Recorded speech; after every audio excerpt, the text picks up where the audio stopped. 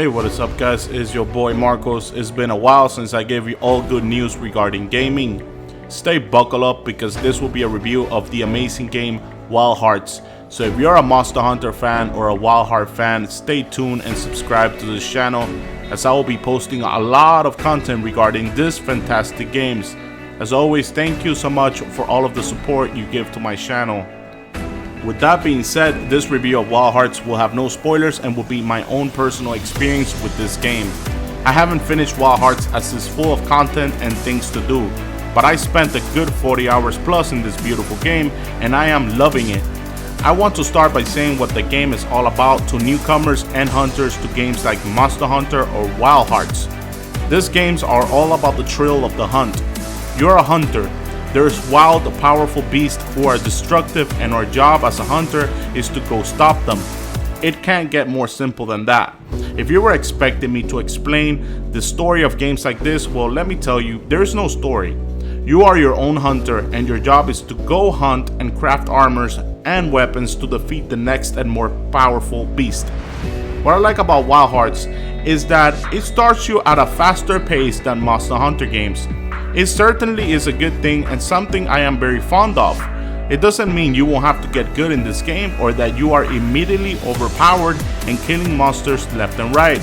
Obviously, there's a lot of things the game will teach you to make your hunts more enjoyable and your hunter become stronger.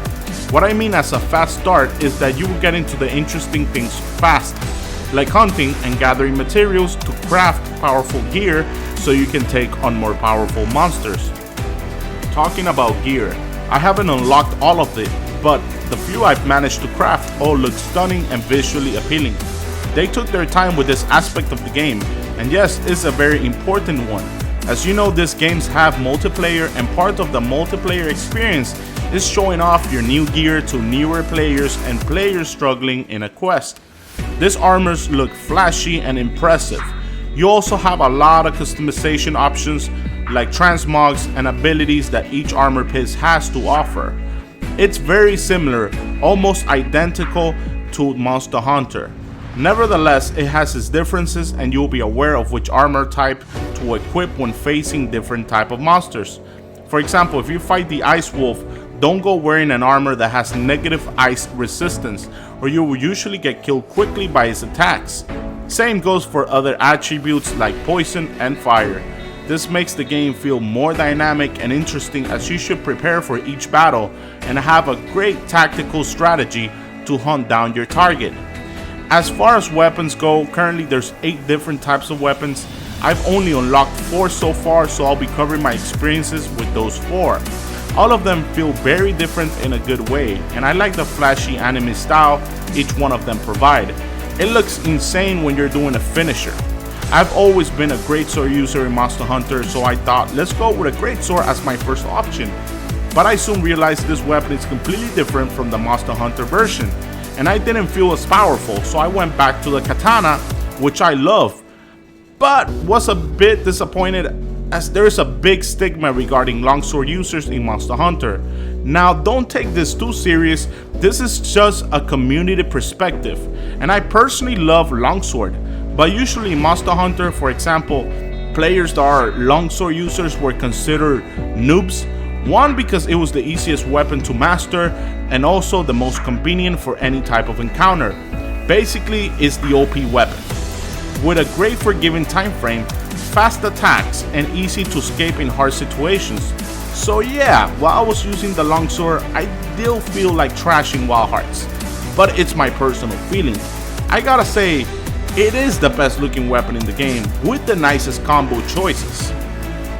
The great thing about this game though is your ability to craft weapons and then later on dismantle them and get all the spent material back into your inventory so that you can choose another pattern of upgrading the same weapon or creating a whole new weapon.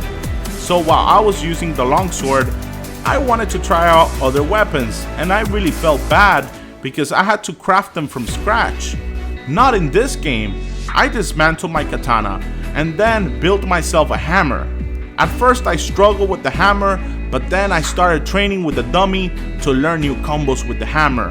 And oh boy, this weapon is powerful. I know hammers in games are usually powerful, But in this game, I mean super powerful. There's a special move that when you manage to pull through all the entire combos, it hits the enemy and creates this earthquake breaking the ground beneath you that you just fall in love with. This was the chosen one for me. My partner in crime, my hammer. I am a hammer main now, and I am proud to say so. But what I am trying to say here is the game doesn't punish you for trying new weapons. You can test away and then dismantle them if you don't like it. It makes you want to try out all the weapons in the game. It feels fantastic to be able to do such a thing. Monster Hunter was less forgiving in this aspect. If you built your weapon, you were stuck with it or had to sell it for pennies if you disliked it. There was no rollback option most of the time. Sure, you could upgrade or choose different paths, but not to the extent that Wild Hearts allows you to. All weapons here feel fantastic. Like for example, if I need to cut a tail, I usually go back to the katana for a more efficient outcome. Or if the monster flies a lot, you have the choice to fight the monster with a flying umbrella that functions like the insect glaive in Monster Hunter. Obviously, Monster Hunter has a huge selection of weapons and way more combos to use them as you please. But Wild Hearts animated combos look better in my opinion. I think Monster Hunter is trying to the more realistic approach, at least World did. My takeaway from this is that the weapons in Wild Heart is there to try them all. There's literally nothing stopping you from doing so, and each single one offers a different experience in the hunts. Let's go over the graphics and the gameplay. As a new game, Wild Hearts feel pretty complete. It's not something you can say in 2023 about all games, as almost all of them require patches or require some sort of upgrade. You will almost experience no frame drops in the PS5 by playing in performance mode. Obviously, if you play with high resolution, you will experience frame drops and occasional crashing. This game is made for hunts and high movement, so I highly recommend playing in performance mode all of the time so you don't get stuck at 30 frames per second and the monster could break the frames and hit you with a sneak attack because of your crappy frame rate. Now, to say this game is beautiful is an understatement. We know how powerful our systems are, and this greatly helps improve the graphics of any given game. This game is not an exception. The trees look fantastic, the place and the Asian atmosphere looks so welcoming and beautiful. But I love how the monsters can change and alter the world around you. If they become enraged, sometimes the sky turns red or it starts snowing. It really feels dynamic and authentic to the world. Also, it creates an epic feeling when you're fighting a beast and you see that the fight is having an effect on the environment around you. Not many games can pull this off, and I can proudly say this game deserves respect in this department. Thank you to the devs who made this possible. I didn't honestly expect much from this game, like to have attention to detail similar to the King, Monster Hunter, but I am glad when games are able to impress me and prove me wrong. The gameplay feels very fluid. Your character can run, can jump, and create objects out of thin air. The mechanics in these games are excellent.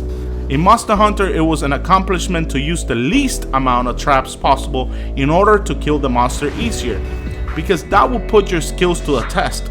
But in this game, some of the mechanics are a must, like the jump crates in order to do high damage combos, or if you don't have a fire weapon, you can create a torch out of thin air that temporarily gives flames to your weapons. Things like this aid you in battle and allows you to play how you want. While in Monster Hunter, these things were seen as taboo and frowned upon players because they were exploiting a mechanic. So it was seen more as cheating. You will have a blast creating things, and you have to be smart with the amount of creating you do have, because it's not unlimited. You can't just overuse it. I love that.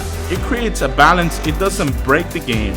My ratings for this aspect of the game is a solid 9 out of 10. It's really impressive, and you will have a great time applying these mechanics into your gameplay. If I got to choose my favorite part of this game, it would definitely 100% be the monsters. And this territory is where this game really shines against Monster Hunter. Don't get me wrong, I love Monster Hunter creatures. They are really great and very fun to fight. but after a while they can feel dull, especially in lower ranks. The AI in low rank Monster Hunter is like the retarded version of the monster, while in Master rank or G rank is hyperactive.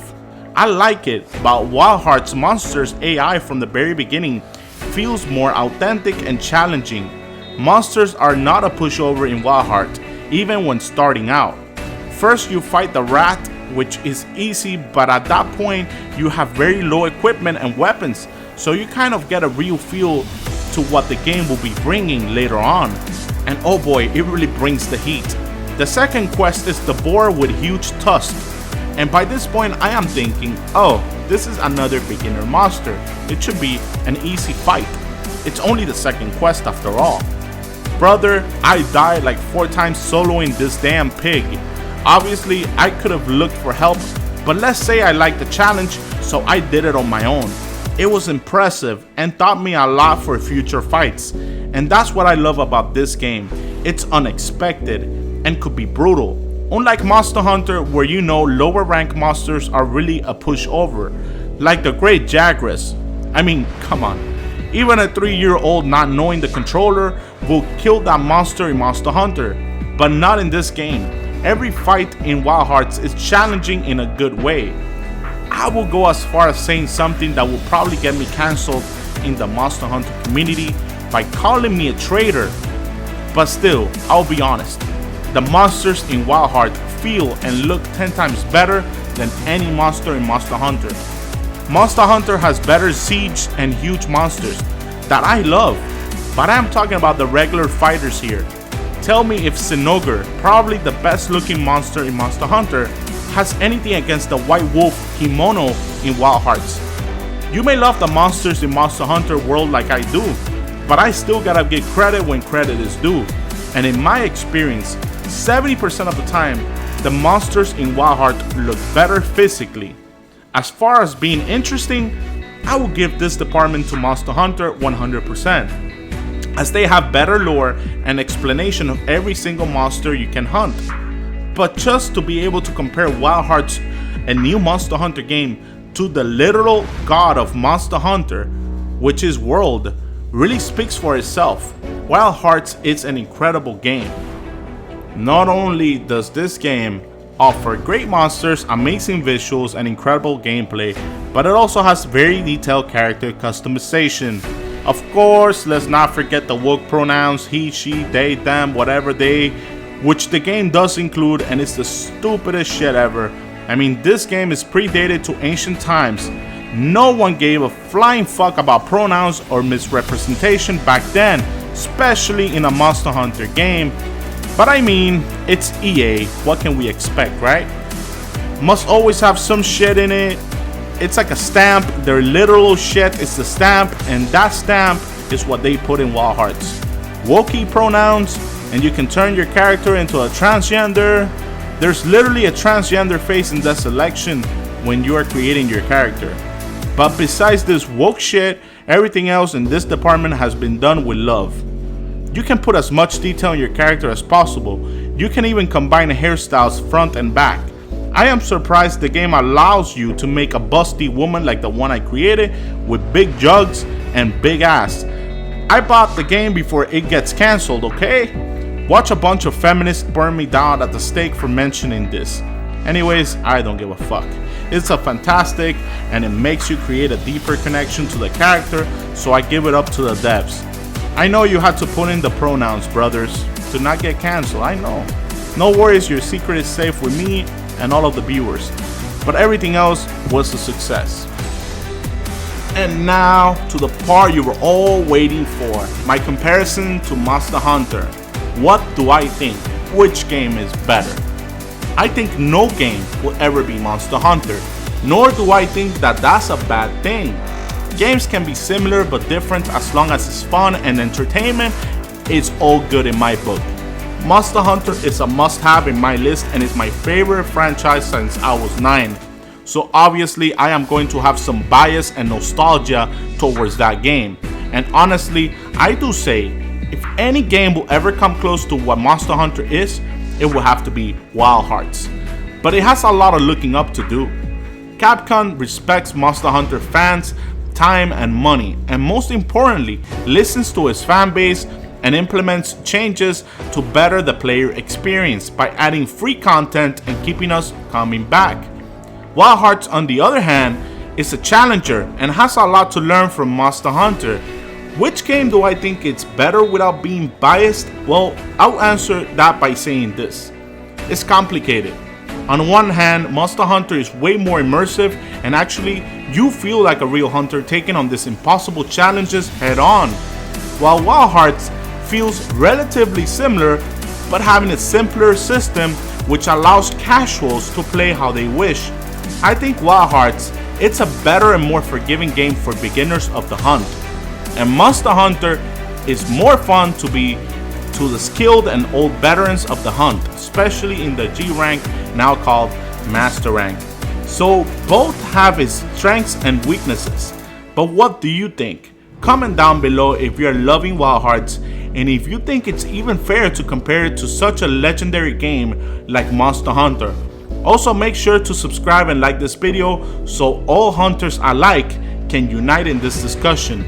Thank you for being amazing, and till the next one.